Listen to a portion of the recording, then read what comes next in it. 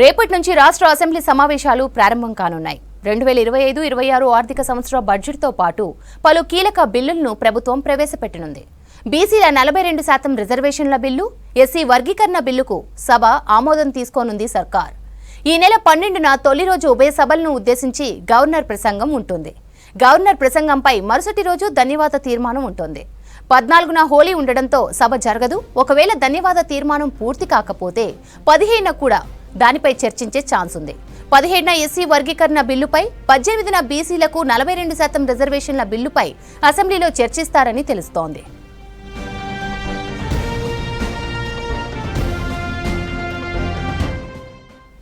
ఈ నెల 19న ప్రభుత్వం సభలో బడ్జెట్ ప్రవేశపెట్టనున్నట్లు తెలుస్తోంది. ఆ తర్వాత పద్దులపై చర్చించనున్నారు. నెలాఖరు వరకు బడ్జెట్ సమావేశాలు కొనసాగించనున్నట్లు సమాచారం. ఒకవేళ రాష్ట్ర బడ్జెట్ను 15నే ప్రవేశపెడితే చివరిలో బీసీ రిజర్వేషన్, ఎస్సీ వర్గీకరణ బిల్లులు పెట్టే అవకాశం ఉంది. అయితే బీఎస్సీ సమావేశంలో చర్చించిన తరువాత సభ నిర్వహించే రోజులపై పూర్తి క్లారిటీ రానుంది.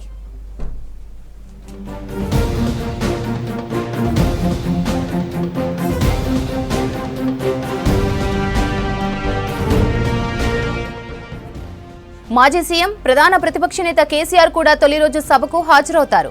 దీంతో మొత్తం బడ్జెట్ సమావేశాలు పూర్తయ్యే వరకు రోజు కేసీఆర్ వస్తారా లేక 1-2 రోజులు మాత్రమే వస్తారా అనే దానిపై క్లారిటీ లేదు.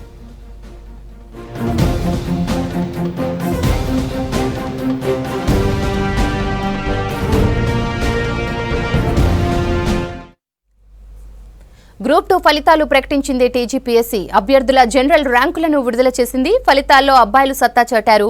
మొత్తం 738 పోస్టులకు గాను గత డిసెంబర్లో పరీక్షలు నిర్వహించిన టీజీపీఎస్సీ ఇవాళ ఫలితాలను విడుదల చేసింది. ఈ నెల 14న గ్రూప్ 3 రిజల్ట్ రానున్నాయి. గ్రూప్ 2 ఫలితాలు విడుదలయ్యాయి. పరీక్ష రాసిన అభ్యర్థుల మార్కులతో పాటు జనరల్ ర్యాంకింగ్ లిస్టును టీజీపీఎస్సీ ప్రకటించింది. అలాగే ఫైనల్ కి మాస్టర్ క్వశ్చన్ పేపర్లతో పాటు ఓఎంఆర్ షీట్లను డౌన్లోడ్ కోసం అధికారిక వెబ్సైట్లో పొందుపరిచింది టీజీపీఎస్సీ.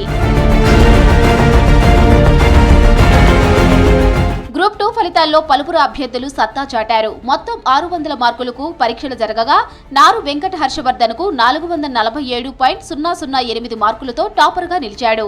వడ్లకొండ సచిన్ 2వ ర్యాంక్, మనోహర్ రావు 3వ ర్యాంక్, శ్రీరామ్ హదుకి 4వ ర్యాంక్ దక్కింది.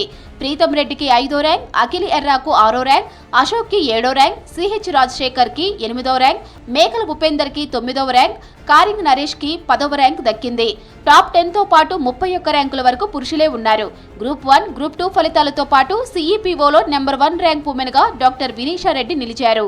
Topper in this group 2 this year is నారు వెంకట హర్షవర్ధన్. నారు వెంకట హర్షవర్ధన్ 447 మార్కులతో ఈజ్ నంబర్ 1 గా ఉన్నారు.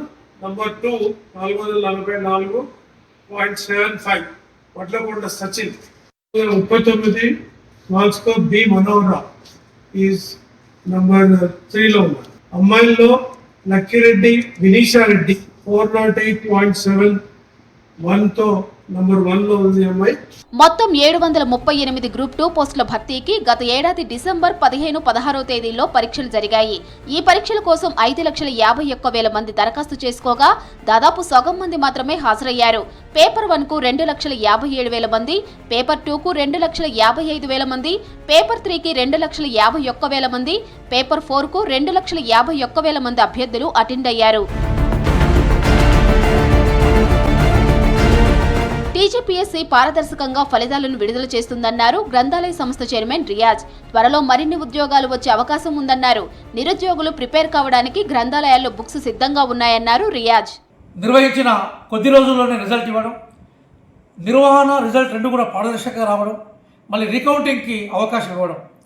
తెలంగాణ రాష్ట్ర ప్రభుత్వం ఇదే విధంగా మరికొన్ని నోటిఫికేషన్లు వేయాలని, ఏ నిరుద్యోగులైతే ప్రభుత్వ ఉద్యోగాల కోసం ఎదురు చూస్తున్నారో వాళ్ళకు న్యాయం చేయాలని, గ్రూప్ 1, గ్రూప్ 2తో పాటుగా గ్రూప్ 3 భవిష్యత్తులో police constable, SI exams, DS exams notification కోసం సంసిద్ధంగా కావాలని మనం కోరుకుందాం. ఇప్పటికే గ్రూప్ 1 పరీక్ష ఫలితాలను రిలీజ్ చేసిన తెలంగాణ పబ్లిక్ సర్వీస్ కమిషన్ ఇవాళ గ్రూప్ 2 జనరల్ ర్యాంకులను విడుదల చేసింది. మార్చి 14న గ్రూప్ 3 జనరల్ ర్యాంకులను విడుదల చేయనున్నారు. ఈ నెల 17న హాస్టల్ వెల్ఫేర్ ఫలితాలు, మార్చి 19న ఎక్స్టెన్షన్ ఆఫీసర్ ఫలితాలను రిలీజ్ చేయనుంది టీజీపీఎస్సీ. యువ వికాసం పేరుతో మార్చి 15న కొత్త scheme ప్రారంభిస్తామన్నారు deputy CM Bhatti Vikramarka. స్వయం ఉపాధిని ప్రోత్సహించడమే లక్ష్యమని చెప్పారు. ఇటు ఢిల్లీలో పర్యటించిన కోమటిరెడ్డి ట్రిపుల్ ఇష్యూ, రాష్ట్రానికి విమానాశ్రయాలపై కేంద్ర మంత్రులకు రిక్వెస్ట్ చేశారు. ఇక బీఆర్ఎస్ నేతలపై స్ట్రాంగ్ కౌంటర్ ఇచ్చారు మంత్రులు. రాష్ట్రంలో నడుస్తుంది ఫామ్ హౌస్ పాలన కాదని ప్రజా పాలన అని అన్నారు. రేపటి నుంచి ప్రారంభమయ్యే అసెంబ్లీ సమావేశాలకు సమాయత్తమవుతోంది సర్కార్.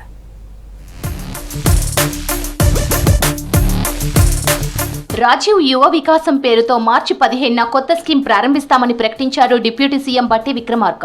ఎస్సీ, ఎస్టీ, బీసీ, మైనార్టీ కార్పొరేషన్లకు సంబంధించి స్వయం ఉపాధి పథకాలను గుర్తించామన్నారు. ఈ పథకానికి 6,000 కోట్లు ఖర్చు చేయబోతున్నామని చెప్పారు. 5 లక్షల మంది నిరుద్యోగులకు 3 లక్షల వరకు లబ్ధి చేకూరుతుందని చెప్పారు. ఈ నెల 15 నుంచి ఏప్రిల్ 5 వరకు కార్పొరేషన్ల నుంచి దరఖాస్తులు స్వీకరిస్తామన్నారు బట్టి. ఏప్రిల్ 6 నుంచి 31 వరకు లబ్ధిదారుల ఎంపిక, జూన్ 2 నుంచి మంజూరు పత్రాలు ఇస్తామని చెప్పారు. 6,000 కోట్ల రూపాయలతో ఈ అన్ఎంప్లాయిడ్ యూత్ కోసం రాజీవ్ యువ వికాసం పేరుతో రేపు 15 మార్చి 2025 నుంచి ఈ కార్పొరేషన్ నుంచి అప్లికేషన్స్ ఇన్వైట్ చేస్తా ఉన్నారు. రీజనల్ రింగ్ రోడ్డు నిర్మాణం పూర్తి చేసేందుకు కేంద్ర కేబినెట్ ఆమోదం తెలపాలని కేంద్ర మంత్రుల్ని కోరారు మంత్రి కోమటిరెడ్డి వెంకటరెడ్డి. ఢిల్లీలో పర్యటించిన మంత్రి గడ్కరీ రామ్మోహన్ నాయుడుతో భేటీ అయ్యారు. రీజనల్ రింగ్ రోడ్, జాతీయ రహదారులు, ఎయిర్పోర్టుల నిర్మాణం గురించి వినతి పత్రాలు అందించారు. 2 నెలల్లో కేంద్ర కేబినెట్ ఆమోదం తెలుపుతుందని గడ్కరీ హామీ ఇచ్చారని చెప్పారు. హైదరాబాద్ టు విజయవాడ జాతీయ రహదారిని 6 లైన్లుగా మార్చాలని గడ్కరీని కోరామని చెప్పారు.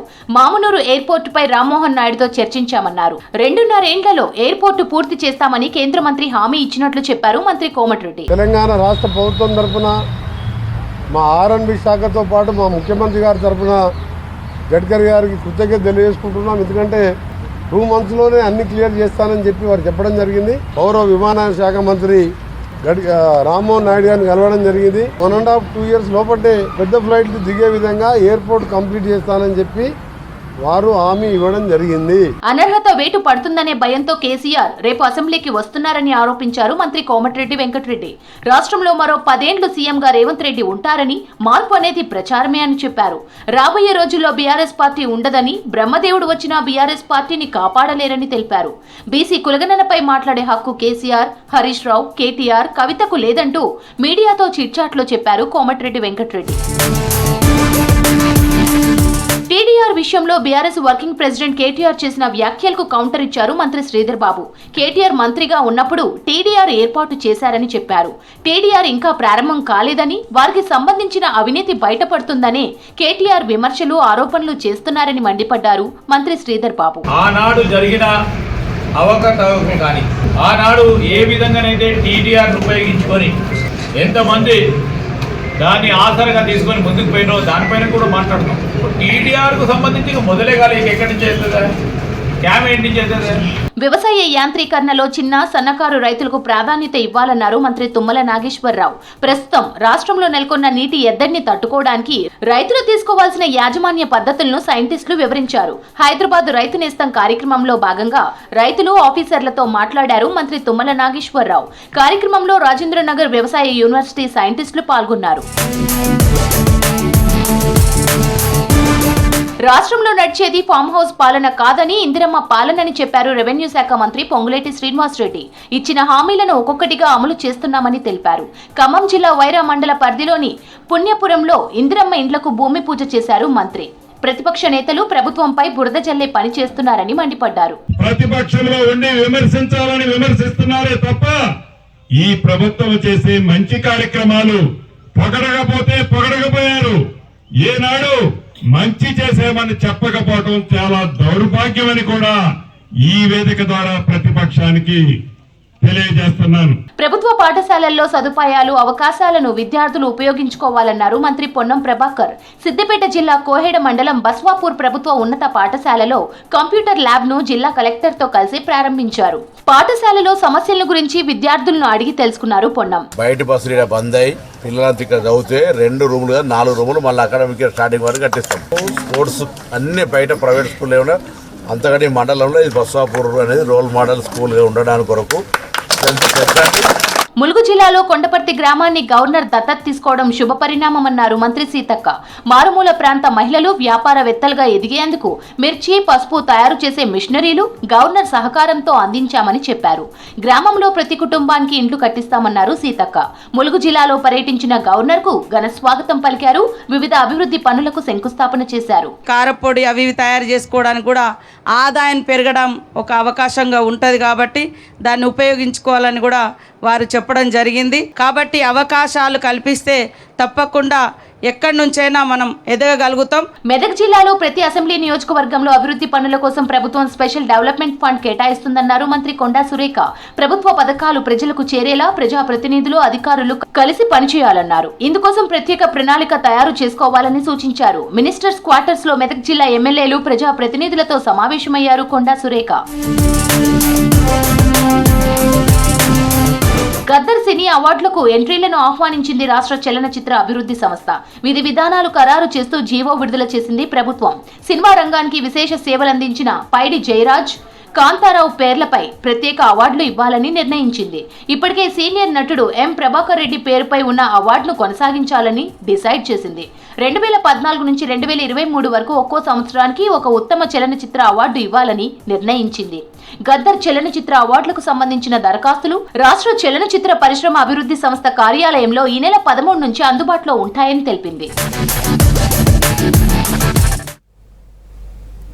ప్రజా వ్యతిరేక విధానాలపై అసెంబ్లీలో ప్రభుత్వాన్ని చీల్చి చెండాడాలని బీఆర్ఎస్ ఎమ్మెల్యేలను ఆదేశించారు మాజీ సీఎం కేసీఆర్. ప్రజా సమస్యలపై రాజీ లేని పోరాటం చేయాలన్నారు. సభా సమయానికి ముందే అసెంబ్లీకి చేరుకోవాలన్న కేసీఆర్ సభలో చర్చించాల్సిన అంశాలపై అధ్యయనం చేయాలని ఎమ్మెల్యేలు, ఎమ్మెల్సీలకు సూచించారు.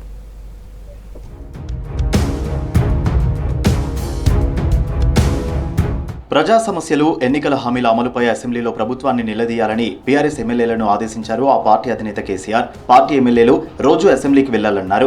అరగంట ముందే అసెంబ్లీలో ఉండాలని సూచించారు. ఎల్పీలో సమావేశం పెట్టుకుని మాట్లాడే అంశాలపై పూర్తిగా అధ్యయనం చేయాలని తెలంగాణ భవన్లో జరిగిన బీఆర్ఎస్ ఎల్పీ సమావేశంలో ఎమ్మెల్యేలు, ఎమ్మెల్సీలకు దిశానిర్దేశం చేశారు కేసీఆర్. ఎస్సీ వర్గీకరణ బిల్లు, బీసీ రిజర్వేషన్ల బిల్లుకు మద్దతుగా ఉభయ సభల్లో గొంతు వినిపించాలన్నారు. 6 నెలల తర్వాత రేపు అసెంబ్లీకి హాజరు కానున్నారు మాజీ ముఖ్యమంత్రి కేసీఆర్. ప్రజా వ్యతిరేక విధానాలపై అసెంబ్లీలో ప్రభుత్వాన్ని చీల్చి చెండాడాలని బీఆర్ఎస్ ఎమ్మెల్యేలను ఆదేశించారు మాజీ సీఎం కేసీఆర్. ప్రజా సమస్యలపై రాజీ లేని పోరాటం చేయాలన్నారు. సభా సమయానికి ముందే అసెంబ్లీకి చేరుకోవాలన్న కేసీఆర్ సభలో చర్చించాల్సిన అంశాలపై అధ్యయనం చేయాలన్నారు. రేపు అటెండ్ కాకపోతే అనర్హత వేటుపడే అవకాశం ఉంది.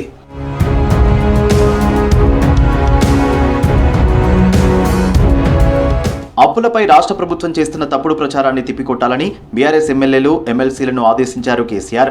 ఎండిన పంటలు, అందని కరెంట్, సాగునీరు, కాలిపోతున్న మోటార్లపై అసెంబ్లీ, మండలిలో పోరాడాలని సూచించారు. 6 గ్యారంటీల అమలులో ప్రభుత్వ విఫలంపై నిలదీయాలన్నారు. సమావేశానికి ఎమ్మెల్యేలు మరి రాజశేఖర్ రెడ్డి, అనిల్ జాదవ్, ఎమ్మెల్సీ తక్కెలపల్లి రవీందర్రావు, షంబీపూర్ రాజు అటెండ్ కాలేదు.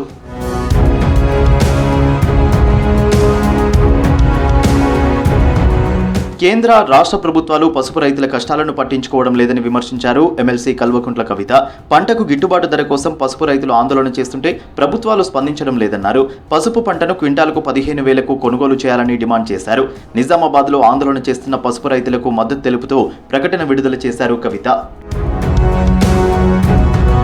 పార్లమెంటు ఉభయ సభల్లో నేషనల్ ఎడ్యుకేషన్ కొత్త పాలసీ, త్రిభాషా విధానంపై వాడివేడిగా చర్చ జరిగింది. ఎగువ సభలో తాను చేసిన కమెంట్స్ సరిగ్గా అర్థం చేసుకోలేదన్న ఖర్గే వైస్ చైర్మన్ కు సారీ చెప్పారు. డీఎంకే తీరుపై మరోసారి ఆగ్రహం వ్యక్తం చేసింది కేంద్రం. సభలో ప్రధాని లేనప్పుడు ఆయనపై మాట్లాడడం సరికాదని విపక్షాల తీరుపై అభ్యంతరం వ్యక్తం చేసింది.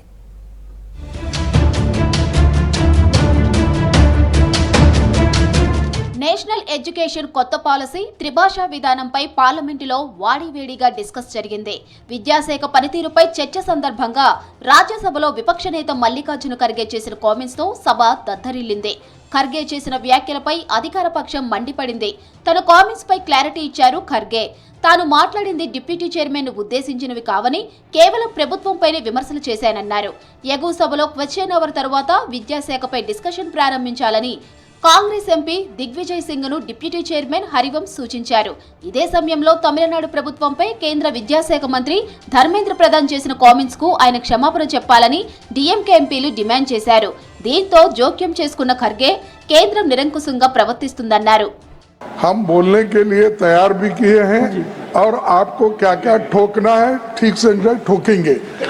लेकिन अभी जो उन्होंने भाषा का उपयोग किया और चेयर पर स्पर्शन किया है, यह अति निंदनीय है, माफी योग्य नहीं है। फिर भी एलओपी को माफी मांगनी चाहिए। सर, मैं माफी चाहता हूं। मैं कभी आपके लिए नहीं बोला, मैं सरकार के पॉलिसी को हम ठोकेंगे ये कहा।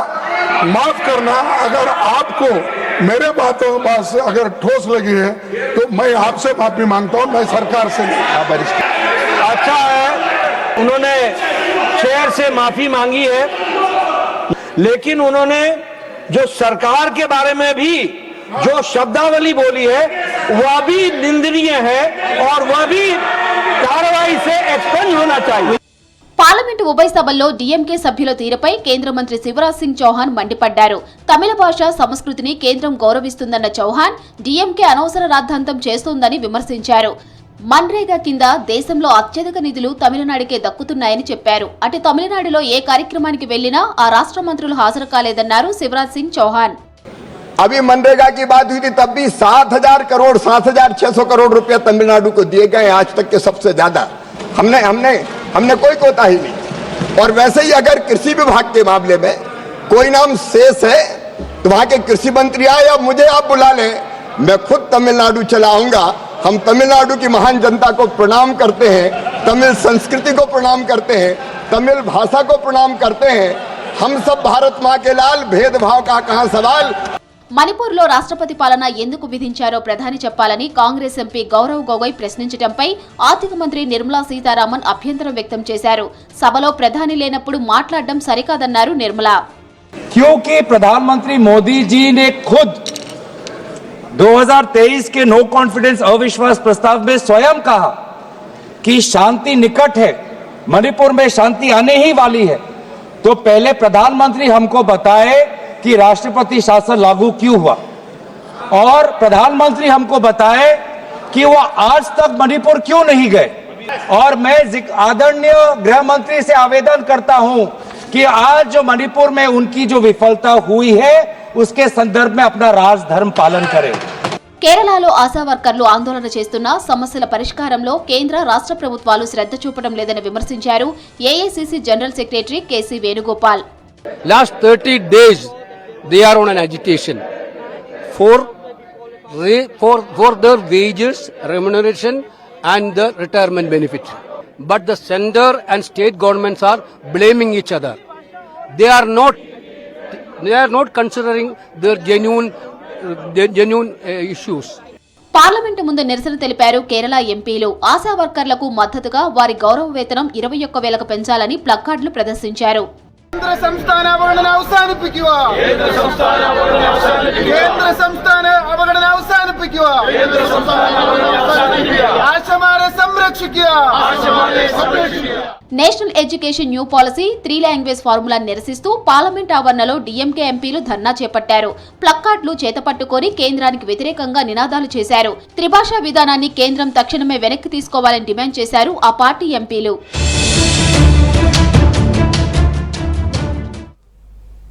ఏపీలో అసెంబ్లీ మండలి సమావేశాలు వాడివేడిగా జరుగుతున్నాయి. అసెంబ్లీలో గత వైసీపీ ప్రభుత్వ వైఫల్యాలను నిలదీస్తూనే కూటమి ప్రభుత్వం చేస్తున్న అభివృద్ధిని వివరించారు నేతలు. అమరావతి రాజధానిని వైసీపీ ప్రభుత్వం చెడగొట్టే ప్రయత్నం చేసిందన్నారు. 3 ఏళ్లలో అమరావతి నిర్మాణం పూర్తి చేస్తామన్నారు నేతలు. ఇక 40,000 కోట్ల విలువైన నిర్మాణ పనులకు ఆమోదం తెలిపింది సిఆర్డీఏ.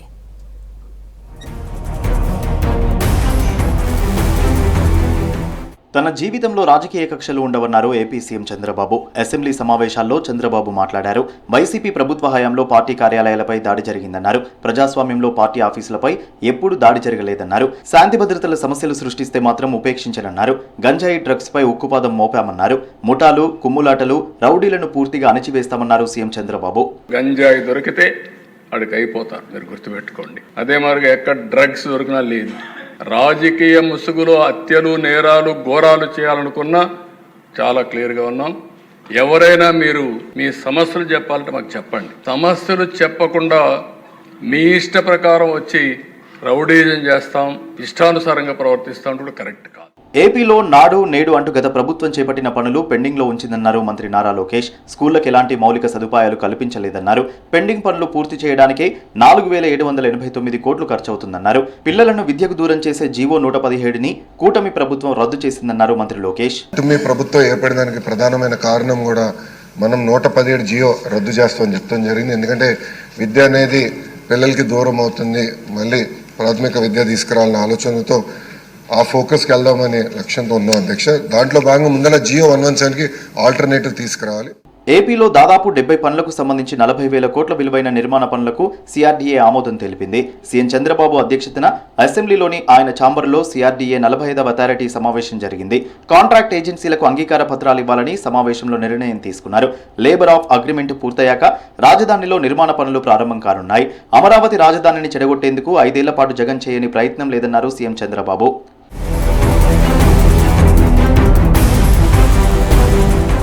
ఏపీలో లిఫ్టులు, ఎస్కలేటర్ల బిల్లు 2025తో వృద్ధులు, మహిళలు, దివ్యాంగులతో పాటు ప్రజలకు మరింత భద్రత కలుగుతుందన్నారు మంత్రి గొట్టిపాటి రవికుమార్.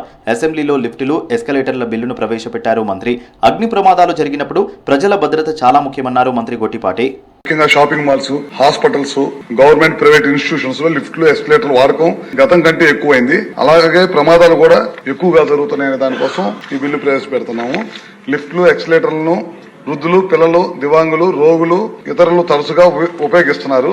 ఎలాంటి సమయాల్లో వారి భద్రత చాలా కీలకం. విద్యార్థులను, తల్లిదండ్రులను, విద్యా సంస్థలను ఏపీ ప్రభుత్వం మోసం చేసిందన్నారు మాజీ మంత్రి అంబటి రాంబాబు. రాష్ట్ర వ్యాప్తంగా విద్యార్థుల ఫీజు రియంబర్స్మెంట్ కోసం ప్రభుత్వంపై ఒత్తిడి పెంచేందుకు యువత పోరు నిర్వహిస్తున్నామన్నారు. మాజీ సీఎం వైఎస్ రాజశేఖర రెడ్డి పేద విద్యార్థుల కోసం ఫీజు రియంబర్స్మెంట్ పెట్టారని దాన్ని ఇప్పటి ప్రభుత్వం విస్మరించిందన్నారు అంబటి. అధికారంలోకి వచ్చిన వెంటనే అంగన్వాడీలకు న్యాయం చేస్తామని హామీ ఇచ్చిన కూటమి ప్రభుత్వం ఇప్పుడు వారికి తీరని అన్యాయం చేస్తోందని ఆరోపించారు ఏపీ కాంగ్రెస్ అధ్యక్షురాలు వైఎస్ షర్మిల. మాట తప్పి మోసం చేయడం అంటే ఇదేనని చెప్పారు. అంగన్వాడీల గొంతు నొక్కి ఆందోళనలను అణచివేయడం కూటమి ప్రభుత్వ నియంత చేష్టలకు పరాకాష్ట అని అన్నారు. వెంటనే అంగన్వాడీలతో ప్రభుత్వం చర్చలు జరపాలని డిమాండ్ చేశారు షర్మిల.